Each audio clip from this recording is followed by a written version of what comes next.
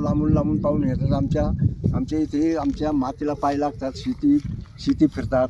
त्याच्यानंतर विविध माहिती मिळते त्यांना. बाजार, दूध डेअरीच्या माध्यमातून काही तूप, लोणी काय घ्यायचं ते घेता येतं. माझ्याजवळ स्वतःचा ट्रॅक्टर आहे. पराशरच्या माध्यमातून मी त्यांच्या ट्रॉली प्राईड आपण ज्या पद्धतीत फिरवतो, शिवार फिरणी किंवा रान वस्ती, गाया गोठा, द्राक्ष बाग, विविध पिकं, आणि त्यासाठी आम्ही भरपूर असं त्यांना माहिती देतो. आणि पराशरला जे येणारी पाहुणे आहेत त्यांचं पर्यटक स्थळात आल्यानंतर आम्ही त्यांचं स्वागत करून त्यांना शिवार फेरी ट्रॅक्टर ट्रॉलीच्या साहाय्याने आम्ही फिरवतो. शिवार फेरी, गाई गोठा, द्राक्ष बाग, बाकी विविध पिकांची माहिती, त्यांना पण आनंद मिळतो, माहिती भेटते.